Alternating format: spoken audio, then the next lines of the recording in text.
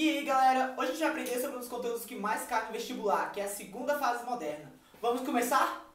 A primeira geração moderna foi marcada pela semana de 1922, onde os artistas buscaram romper com a arte tradicional, valorizando fortemente uma arte nacionalista, com liberdade criativa, ou seja, deixando de lado a métrica perfeita, passando assim a adotar versos livres e também temas do cotidiano muitas vezes de forma crítica. No entanto, o foco dessa aula é a segunda fase moderna, também chamada de geração de 30, já que durou de 1930 a 1945. Essa geração surgiu num momento muito conturbado, já que veio logo após a crise de 29, que ocasionou a Grande Depressão em Nova York, que acabou trazendo umas crises sociais, políticas e econômicas que foram responsáveis pelo surgimento de regimes totalitários no mundo todo e desencadeando a Segunda Guerra Mundial.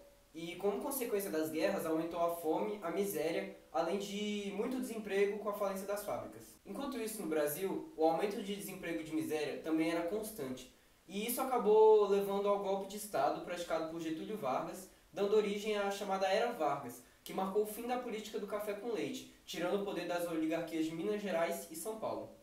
E com a chegada de Vargas ao poder, chega junto um período ditatorial, também conhecido como Estado Novo. E todos esses acontecimentos acabaram influenciando nas temáticas da prosa ou poesia da segunda fase moderna, que também foi marcada pela consolidação de ideias vindas da primeira fase, mantendo a valorização do verso livre, já que os escritores acreditavam que não era necessário seguir à risca regras gramaticais para expressar sua arte, manteram também o nacionalismo, só que agora de uma forma mais crítica, e além da forte valorização da cultura brasileira. Outras características se tornaram muito marcantes, como o universalismo, ou seja, temas universais como amor, vida, morte, que passaram a marcar a presença nas obras literárias. O regionalismo, que passa a valorizar muito a vegetação, o clima, dialetos específicos de cada região, além de abordar suas culturas e modo de vida. Também passaram a abordar as realidades sociais, culturais e econômicas, só que de uma forma crítica, sem idealizar, mostrando a sociedade de forma mais racional e reflexiva, propondo questionamentos sobre as realidades negligenciadas, sobre o descaso do governo com as pessoas, perguntando o porquê de não melhorar, também propondo quebra de tabus, criticando convenções sociais supervalorizadas e demonstrando uma forte preocupação com problemas sociais. Tudo isso entra nas temáticas cotidianas que valorizavam os temas do dia a dia, como avanços tecnológicos, pensamentos na sociedade, mudanças políticas e econômicas, e sempre representando isso, buscando uma linguagem mais coloquial, objetiva e fluida, sendo assim mais acessível e compreensível para os leitores e representando melhor os dialetos brasileiros.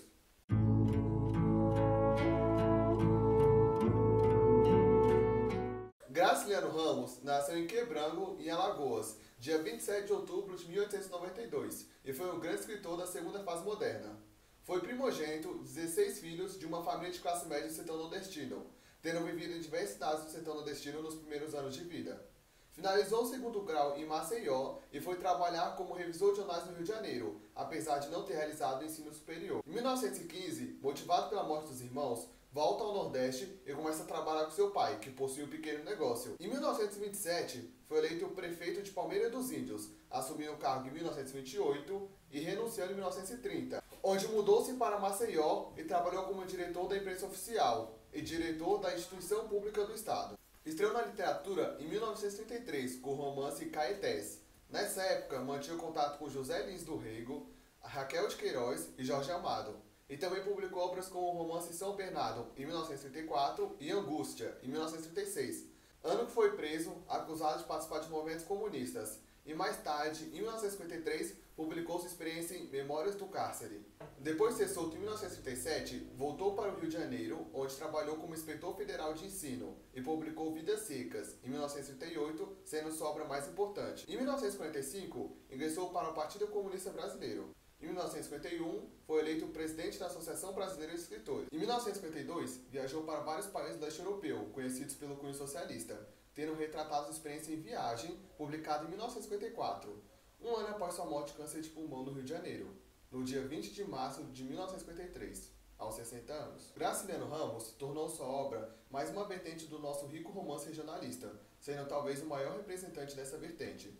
Com estilo seco, conciso e sintético, o autor deixa de lado o sentimentalismo a favor de uma objetividade e clareza. Seu estilo frio e impessoal, repleto de senso psicológico, aproxima-o de Machado de Assis, sendo considerado seu legítimo seguidor, sabendo exprimir a amarga realidade do homem nordestino, com precisão. Graciliano vai escrever os tipos e as paisagens do Nordeste, evocando os problemas que ali se encontram. Seus romances São Bernardo, Angústia e Vidas Secas mostram um perfil psicológico e sociopolítico que nos indica uma versão crítica dos rumos que a sociedade moderna toma. A análise psicológica tomada pelo autor com relação aos seus personagens parte do regional para o universal, confrontando o homem comum que vive com classes superiores e autoritárias. O Nordeste se torna o palco deste conflito. A preocupação com os problemas do povo brasileiro sempre foram traços marcantes de suas obras.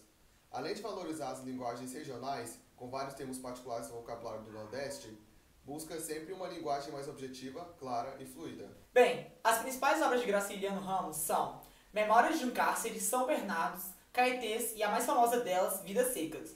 Vidas Secas conta com 13 capítulos, sem linearidade temporal, conta a história de Fabiano, Sinha Vitória, o menino mais velho, o menino mais novo e a cadela baleia, que lutam pela sobrevivência numa região seca, árida do Nordeste brasileiro. A obra inicia com o capítulo Mudança, onde a família de Fabiano está faminta, fugindo da seca sob o escaldante sol do Nordeste, até que encontra uma fazenda que está aparentemente abandonada, onde eles vão se abrigar. Esperando que a seca passe, um tempo mais tarde a cadela baleia consegue caçar um preá e o leva aos seus donos. Sinha Vitória prepara, usando para diminuir um pouco a fome da família, renovando as esperanças de todos. Bem, o tempo passa e a chuva chega, mas com ela voltam os donos da terra, que expulsam Fabiano, que por não ter para onde ir, oferece seus serviços ao dono da terra, que o aceita, fazendo ele virar um fazendeiro. Com isso, Fabiano começa a ter várias reflexões, onde alega não se sentir em casa. Não passa de um hóspede que muito se demora a ir embora. Fica atormentado com a curiosidade de seus filhos em querer saber das coisas, mas mesmo assim ele mantém uma visão de mundo otimista, em que as coisas irão melhorar. Ele viverá um século e, se não, deixará filhos robustos que entrariam num bom caminho. Apesar de sua visão otimista, o patrão de Fabiano era um explorador e um grande ladrão. Os produtos consumidos pela família eram oferecidos no armazém do patrão, mas os preços eram abusivos, o que levava Fabiano a ir fazer compras na cidade mais próxima. Durante a busca pelo que Sinha Vitória havia pedido, ele foi até a bodega do seu Inácio, onde começou a beber. Logo ele encontrou um soldado amarelo que o chamou para jogar. Fabiano, que foi criado para obedecer às autoridades, aceita, e os dois perdem no jogo. Fabiano começa a ficar preocupado com que mentira contaria para sua esposa quando chegasse em casa, já que perdeu o dinheiro no jogo, e não comprou tudo que ela pediu. Mas aí o Sargento Amarelo, insatisfeito com a perda do jogo, começa a descontar em Fabiano, provocando e pisando no seu pé. Até que impaciente, Fabiano acaba xingando ele e a mãe do policial, e ele acaba sendo levado preso. Na cadeia, ele pensa na família e em como acabou naquela situação, e acaba perdendo a cabeça, gritando com todos e pensando na família como um peso a carregar, refletindo sobre estar preso por causa da sua tamanha ignorância. No capítulo seguinte, a história foca em Sinha Vitória, mulher forte e trabalhadeira e que sonhava em se livrar da cama de varas e ter uma cama de verdade. Mas não a tinha por falta de condições financeiras da família. A família que era uma família que mal tinha condições para comprar o básico e ainda culpava Fabiano por ter perdido o pouco que tinha no jogo. A história segue e Sinha Vitória começa a pensar em várias coisas, como na criação dos seus meninos, na cama de varas e no tamanho da sua ignorância que não conseguia nem sequer calçar um sapato. E a forma com que se sentiu insultada pelo comentário de Fabiano ao compará-la com um papagaio. E isso remeteu à lembrança do pobre papagaio que teve que ser morto para alimentar a família e evitar sua morte, deixando-a, além de ofendida, muito triste com a lembrança. Logo voltou a pensar na cama, que era seu maior sonho. Era o que ela de fato achava essencial para se tornar feliz. E com esse desejo pela cama, logo associou isso ao seu Tomás da Baleira, homem culto, exemplo de inteligência para a família, que com certeza tinha uma cama de verdade. Nesse cenário de miséria e muita fome e exploração, crescem os dois filhos do casal, que nem mesmo nome tem. O mais novo vê o pai como exemplo, é a pessoa em quem ele se espelha e admira, quem ele quer ser quando crescer. A vontade de seguir os passos do seu pai era tão grande que decide montar um bode. Mas essa ideia acaba mal quando ele cai e logo vê o irmão rindo dele, percebendo que saiu sem honra da aventura. Mas logo a humilhação foi perdendo espaço para a vontade de crescer e se tornar tão forte quanto seu pai. Já o filho mais velho era muito curioso, sempre perguntando e questionando o significado das palavras. Principalmente o significado das palavras de Sinha Terta, que usava palavras que ele nunca tinha escutado, como inferno, que o intrigava muito e logo vai perguntar à sua mãe o significado da palavra. Só que ela dá uma resposta muito vaga. E não sanando a curiosidade do menino, por não obter resposta, insistiu na pergunta, mas foi punido, como se perguntar demais fosse um erro naquela família. Então passa a comparar aquele lugar ruim chamado Inferno, como todos os lugares conhecidos, até tirar suas próprias conclusões sobre o lugar. Chegou um dia de chuva, o frio era grande e a fogueira não aquecia todas as partes do corpo. Isso não permitia que eles dormissem, então Fabiano começa a contar vários de seus feitos e realizações, que não eram todos verdades. Não diretamente com palavras, mas sim com grunhidos e gestos de que dificultava a compreensão da história. E ainda por cima era bastante confusa. O menino mais novo, que tanto admirava seu pai, acreditava e aplaudia tudo. Já o menino mais velho ouvia tudo sem entender bem o que se passava na história de seu pai. Mas junto com a chuva veio a esperança de Fabiano de que era hora de partir dali e que a vida deles melhoraria e não teria mais que fugir da seca. O Natal chegou e a família toda manda fazer roupas novas para ir à festa da cidade. Mas todos se sentem meio desconfortáveis com as roupas novas. Ao chegarem na igreja, os meninos ficam encantados com as luzes e com os autórios. Após a festa, Fabiano sai para beber. Acaba bebendo e ficando valente, querendo desafiar o soldado amarelo que lá atrás o prendeu. Bem, Baleia some e sim, a Vitória fica preocupada com o marido bêbado, as crianças sumindo e com o desaparecimento de Baleia. Ainda por cima, sente a necessidade de fazer xixi, mas não saber onde. E quando consegue, acende seu cachimbo e começa a fumar pensando na cama que tanto queria. Os meninos encontram Baleia e Fabiano, de tão bêbado, deita no chão e dorme, sonhando com as maldades do soldado amarelo. Chega então na parte mais emocionante do livro, em que o personagem mais humanizado, que é a cachorrinha Baleia, encontra-se muito doente e com os pelos caindo, e cheia de feridas. Vindo a péssima situação da cadela, que ia de mal a pior, Fabiano decide matá-la com um gesto amigo, para que ela não sofresse mais. Os meninos são contra e gritam e demonstram oposição ao feito, tendo em vista que sim, a Vitória precisa segurá-los para que Baleia seja executada. Fabiano solta o primeiro disparo, que acerta o traseiro de Baleia, imobilizando-a, mas não a matando. E logo desiste da ideia, começando a ter uma visão de uma espécie de um paraíso de cachorros, onde ela sempre teria preás para caçar e acaba morrendo sentindo dores e arrepios. A história segue e, assim como no começo, Fabiano é explorado pelo seu patrão. E as contas que a mulher fazia nunca batiam com as do patrão, mas não podia fazer nada, porque ela devia respeito e precisava do emprego. Sem aquilo, onde a família iria morar? Mas mesmo assim, ele estava insatisfeita e queria protestar. A prova de que Fabiano respeitava muito as autoridades é que mesmo quando teve a chance de se vingar do maldito soldado amarelo, ele não faz, ele abaixa a cabeça e demonstra submissão. A seca retorna, a água seca, os animais ficam em estado de miséria. Fabiano viu então que era hora de partir novamente. Desbravar o sertão e então se preparar para a viagem, e sem se despedir do patrão e sem pagar a dívida inventada, eles partem de madrugada, carregando consigo a ideia de que um dia tudo melhoraria, teria uma vida melhor e que o otimismo serviria de combustível para enfrentar a seca até que a vida e o clima melhorariam, se é que um dia a vida deles melhoraria. Agora, para facilitar a compreensão da análise dessa obra, vamos deixar alguns trechos do livro aqui para vocês. Graciliano Ramos, ao explorar a temática regionalista, ambienta a obra Vidas Secas no Sertão e explora a região marcada pelas chuvas escassas e irregulares, junto com as políticas de descaso do governo, com investimentos sociais, transforma a paisagem num ambiente meio tipo inóspito e hostil. Sim, e propondo questionamentos críticos e demonstrando preocupação com os problemas sociais, características marcantes da segunda fase modernista. Esse descaso do governo, o autor deixa claro quando apresenta a figura da autoridade como um personagem fraco, mas cruel e que segue dos próprios interesses para punir apenas quem o convém. E a prova de submissão da população perante a justiça é que mesmo Fabiano injustiçado, ferido e querendo vingança, ele respeita a figura do Estado opressor. O autor utiliza também vários expedientes formais, como discurso indireto livre, ou seja, o foco narrativo é em terceira pessoa e o narrador, que é onisciente, transmite com suas próprias palavras as falas dos personagens, o que é usado para trazer uma maior verossimilhança para a obra, já que permite os personagens, dados como brutos e ignorantes, façam parte das denúncias sociais, mas sem a responsabilidade de conduzir a narrativa. E seguem também uma narrativa não linear, já que os capítulos foram escritos de forma independente, então não tem necessariamente uma linearidade temporal e podem ser lidos e compreendidos se lidos sozinhos. Além disso, há uma nítida valorização do tempo psicológico, em detrimento do cronológico. Essa opção do narrador de ocultar os marcadores temporais tem como principal consequência o distanciamento dos personagens da ordenação civilizada do tempo. O nome dos personagens confirmam literalmente a denúncia das mazelas sociais pelas ironias impostas pelo autor, começando pelo nome de Sinha Vitória, já que é um nome acompanhado pelo Sinha, que representa posses, riqueza e conforto, sendo que na verdade ela não passa de uma empregada pobre e miserável que tenta com a família fugir da seca, mostrando já uma outra ironia que é o nome Vitória, já que na vida da família há muita mais desgraça do que vitória.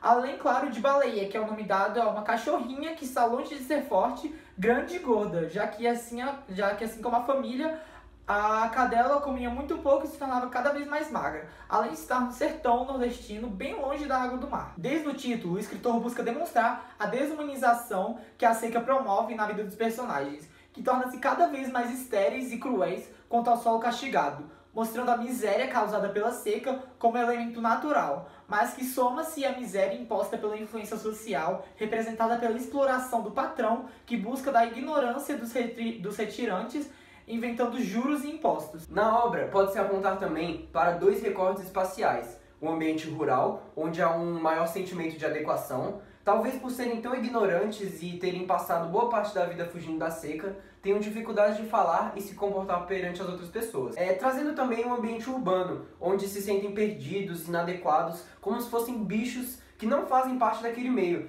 desconfiando da capacidade humana de guardar tanto conhecimento e construir tantas coisas. Por falar em se sentirem como bichos, Graciliano tem como característica marcante do livro a zoomorfização dos humanos, já que é frequente a comparação entre os humanos e os bichos, como se a ignorância dos retirantes fosse tamanha que os animais fossem de fato capazes de compreendê-los, como se falassem a mesma língua. Além dos personagens verem os animais como fortes e sobreviventes e quererem se igualar a eles. Enquanto os humanos são zoomorfizados, a cadela-baleia sofre uma antropomorfização, ou seja, ela é muito humanizada, com sentimentos, pensamentos e até delírios. A última característica realmente essencial para se estudar essa obra é analisar a presença do determinismo na vida dos personagens. Tanto o determinismo do meio que diz que o meio em que estamos inseridos forma quem somos, que nesse caso seria o sertão, como essencial para mudar o comportamento, mas também para o hereditário, já que durante toda a história é citado que, assim como Fabiano, seus filhos seguiriam o mesmo caminho. Seriam brutos, trabalhadores e submissos ao patrão e ao governo opressor. Agora, para explicar o nosso conteúdo de gramática, que é orações subordinadas adverbiais, vamos tirar frases do livro Vidas Secas para usar como exemplo das classificações. As orações subordinadas são aquelas que exercem função sintática sobre outras, ou seja, a oração que subordina ou depende da outra. A outra, no caso, é a oração principal, que é a parte que contém a informação principal e não tem sentido sem o complemento. Dependendo da função que desempenham, os tipos de oração subordinadas são substantivas, adjetivas ou adverbiais. E nessa aula iremos focar nas orações subordinadas adverbiais, que podem se classificar em causais, que exprimem causa ou motivo, ou seja, apresentam a causa de um acontecimento da oração principal, dependendo das conjunções integrantes adverbiais, porque, que, como e entre outros. Como pode ser observado nos exemplos a seguir. Deu-se aquilo porque Sinha Vitória não conversou um instante com o menino mais velho. Em que deu-se aquilo é a oração principal, porque é a conjunção integrante e faz parte da oração subordinada, Sinha Vitória não conversou um instante com o menino mais velho. E exprime causa ao que ocorre na oração principal, assim como na seguinte oração. Apossava-se da casa porque não tinham de cair morto, em que porque não tinham de cair morto é a oração subordinada que se liga à oração principal. Apossara-se da casa, expressando causa pela oração integrante porque.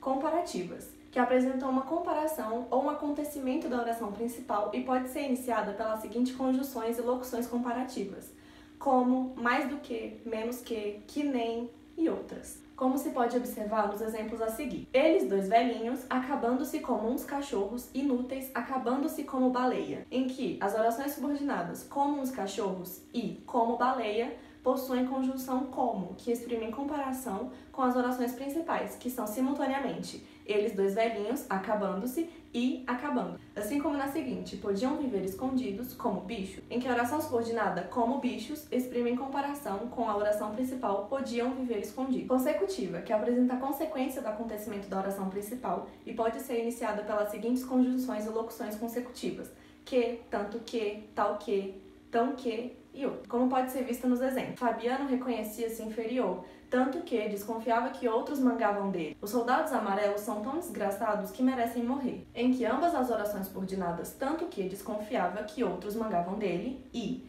que merecem morrer, são consequência das orações principais. Fabiano reconhecia-se inferior e os soldados amarelos são tão desgraçados, e se ligam pelas locuções conjuntivas, tanto que e tão que. Condicional, que apresenta uma condição para a realização ou não do acontecimento da oração principal, e pode ser iniciado pelas seguintes conjunções e locuções condicionais: se, salvo se, desde que e outras, como pode-se ver nas seguintes orações. Se lhe tivessem dado ensino, encontraria meio de entendê-la. E, se lhe dessem o que era dele, estava certo. Em que as orações subordinadas, se lhe tivessem dado ensino e, se lhe dessem o que era dele, são condições para que se exprime nas orações principais. Encontraria meio de entendê-la e estava certo, expressando a subordinação pela conjunção condicional se, concessiva, que indica um fato contrário ao referido na oração principal, ou seja, apresenta uma ideia de contraste e contradição. Pode ser iniciada pelas seguintes conjunções ou locuções concessivas: embora, conquanto, ainda que e outras, como podemos ver nos exemplos a seguir. Fabiano concordava com ela, embora aquilo fosse um sonho, e não se arriscaria a prejudicar a tradição, embora sofresse com ela. Em que as orações subordinadas, embora aquilo fosse um sonho e embora sofresse com ela, explicitam arbitrariedade ao que se diz nas orações principais. Fabiano concordava com ela e não se arriscaria a prejudicar a tradição, ligadas pela conjunção concessiva embora. Conformativas, que indicam conformidade em relação à ação expressada pelo verbo da oração principal, e as conjunções conformativas são conforme, consoante, como e outras. Como se pode ver nos exemplos, o menino mais novo queria agir conforme agradece o pai. Fabiano não gostava de se comportar consoante as tradições. Em que as orações subordinadas, conforme agradece o pai e consoante as tradições, demonstram conformidade e concordância às ações que ocorrem nas orações principais. O menino mais novo queria agir e Fabiano não gostava de se comportar, ligando as orações pela conjunção conformativa, conforme e consoante. Finais, que exprimem a intenção, o objetivo do que se declara na oração principal. As conjunções finais principais são para que, a fim de que e outro. Como podemos ver nos outros exemplos. De quando em quando, estes se mexiam para que o lume fraco aquecesse todos os pedaços deles.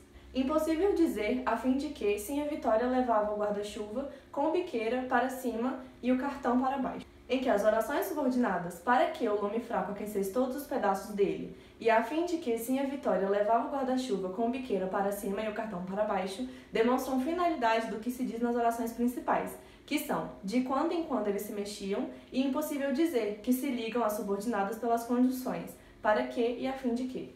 Proporcional, que expressa uma ideia de proporcionalidade relativamente ao fato referido na oração principal. As conjunções proporcionais são à medida que, à proporção que e outras, como se vê nos seguintes exemplos. Matar-se-ia no serviço e moraria numa casa alheia, à medida que o deixassem ficar. À proporção que andavam no calor do sertão, a fome da família aumentava. Em que as orações subordinadas, à medida que deixassem ficar, e à proporção que andavam no calor do sertão, expõem uma ideia de proporcionalidade, de certa forma, também de quantidade em relação ao que se diz nas orações principais, que são matar-se-ia no serviço e moraria numa casa alheia, e a fome da família aumentava, que se liga às subordinadas pelas conjunções proporcionais, à medida que e à proporção que. E por último, a temporal, que demarca o tempo em que ocorreu o processo expresso pelo verbo da oração principal, e as conjunções temporais principais são quando, enquanto, logo que e outras. E vamos exemplificar as frases a seguir. Quando crescessem, guardariam as redes de um patrão invisível, seriam pisados, maltratados e machucados por um soldado amarelo. E quando estavam todos morrendo de fome, a cadelinha tinha trazido para eles um preá. Em que as orações subordinadas, quando crescessem e quando estavam todos morrendo de fome, expressam a ideia de tempo sobre as ações da oração principal, que são: guardariam as redes do patrão invisível, seriam pisados, maltratados, machucados por um soldado amarelo, e a cadelinha tinha trazido para eles um preá, que se ligam às orações subordinadas pela conjunção temporal quando. Então, galera, agora na próxima parte do vídeo iremos falar sobre um grande autor da poesia moderna, Murilo Mendes. Mas antes, um pequeno anúncio.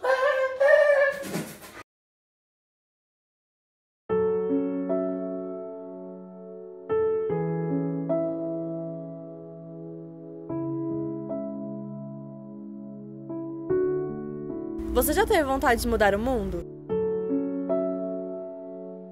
É, mudar o mundo. Sem capas, sem poderes, só com um livro na mão. Não acredita? Eu vou te contar uma coisa bem séria. Bem séria. O brasileiro lê 1,3 livros por ano. Dá pra acreditar? Daqui a uns dias me perguntarão quem é Guimarães Rosa. Rosa de quem? Quem? Isso é preocupante. As pessoas estão cada vez mais distantes da literatura. As pessoas estão distantes até da escola. Da escola? Mais de 2 milhões de crianças estão fora da escola. É, 1 a cada 5 crianças de 8 anos não sabem ler. Isso fora os quase 12 milhões de analfabetos no Brasil. Isso é tão errado. Como lutar por uma igualdade social se nem temos uma educação igual? Ler não é só de direito, é dever. Ler ensina a imaginar, questionar e sonhar. E se ninguém mais sonhar? Aonde o mundo vai parar? É uma pena isso tudo ser verdade. Mas ainda dá tempo de salvar o mundo. Mas só com um livro na mão Porque a literatura é a base. para Para melhorar a melhorar a realidade. Murilo Monteiro Mendes, mais conhecido como Murilo Mendes, nasceu em Juiz de Fora, Minas Gerais, no dia 13 de maio de 1901. Ele iniciou seus estudos na terra natal, indo em seguida para o Rio de Janeiro, onde concluiu os estudos. Em 1920, ele se mudou para a capital, onde participou do movimento antropofágico. Ele estreou na literatura escrevendo para 2 revistas do modernismo, Terra Roxa e Outras Terras e Antropofagia. Em 1930, ele lançou seu primeiro livro, Poemas. A poesia da geração de 30 teve grande preocupação social. A poesia de Murilo Mendes analisa o destino do ser humano como um todo. Em parceria com o escritor Jorge Lima, ele escreveu Tempos e Eternidade em 1935, onde conciliam a poesia religiosa com as contradições do eu, com a preocupação social e com o sobrenatural surrealista.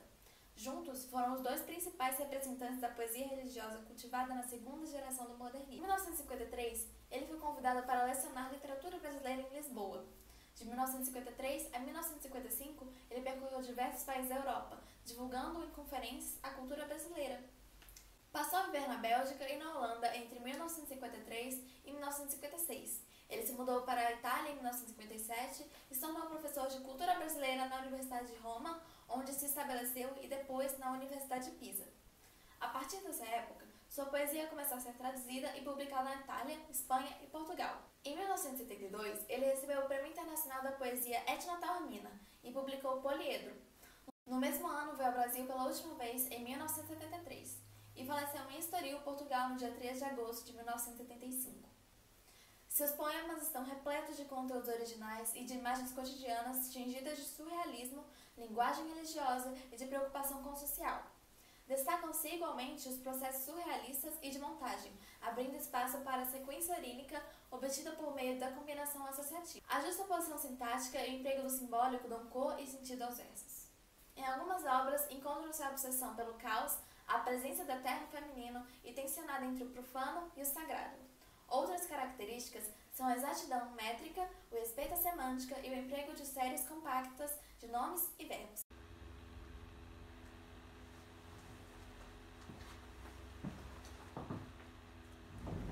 Então, galera, para analisar melhor as características principais desse autor, escolhemos Canção do Exílio do livro Poema para ler e analisar. Minha terra tem macieiras da Califórnia, onde cantam gaturamos de Veneza. Os poetas da minha terra são pretos que vivem em torres de ametista. Os sargentos do exército são monistas, cubistas. Os filósofos são polacos, vendendo a prestações. Gente não pode dormir com os oradores e os pernilongos. Os sururus em família têm por testemunha a Gioconda. Eu morro sufocado em terra estrangeira. Nossas flores são mais bonitas, nossas frutas mais gostosas, mas custam 100.000 réis a dúzia. Ai, quem me dera chupar uma carambola de verdade e ouvir um sabiá com certidão de idade. A obra é uma releitura do poema romântico indianista de Gonçalves Dias, que idealiza e enaltece o Brasil. Na releitura de Murilo Mendes, o seu exílio, diferente do de Gonçalves, que é pela distância, se realiza aqui mesmo. O que o isola o eu lírico da brasilidade não é o oceano físico, mas o cultural, formado pela riqueza de influências estrangeiras. Ou seja, Canção do Exílio refere-se à colonização cultural, às ideias que vêm de fora e que se assentam na consciência brasileira, apropriando-se de sua índole nativa e, consequentemente, desfigurando-a. Diferentemente de Gonçalves, que mantém um tom mais lírico e mais apologista, Murilo Mendes incorpora o cotidiano em seus versos, num tom ironizante nos versos 5 a 10. E ainda critica o modo de influência simbolista que coloca o poeta em torre de ametista, distanciando-o da realidade brasileira. O autor, na paródia, utiliza o humor e sátira herdados de Oswald de Andrade, mas de uma forma mais ousada ao apresentar uma nova perspectiva em sua releitura, denunciando a invasão cultural estrangeira no Brasil. O nacionalismo em seu poema se fundamenta numa crítica à realidade sociocultural brasileira. Ele não se conforma em se aceitar tudo que vem de fora, as frutas, os pássaros, os artistas, as ideologias. A visível insatisfação com tanto estrangeirismo no país é retomada com ênfase nos versos 11 e 12, em que confessa como se sente diante da patente invasão, mas o poeta não deixa de elogiar sua pátria. Ele mostra, porém, que quando isso acontece, o preço das coisas sobe. Temos de comprar frutas de péssima qualidade, que são baratas, pois as nossas frutas, que são as melhores, são exportadas, e quando comercializadas aqui, custam o olho da cara. A referência aos pernilongos é um meio de reforçar o incômodo que a presença forasteira causa e que ela se manifesta até em situações íntimas, como a Gioconda, referência a Da Vinci, testemunhando uma briga familiar pendurada na parede. Na última estrofe, o poeta propõe uma forma de abrasileirar o Brasil, expressa pela vontade de chupar uma carambola de verdade da terra do Brasil e de ouvir um sabiá cantar, mas que tem uma certidão de nascimento que comprove a nacionalidade brasileira. Por fim, são claras as características modernistas, como a crítica social, a racionalidade, a preocupação com problemas sociais e, claro, como é típica das intenções modernistas, a valorização do que é nosso através de uma atitude combativa, dinâmica e agressiva.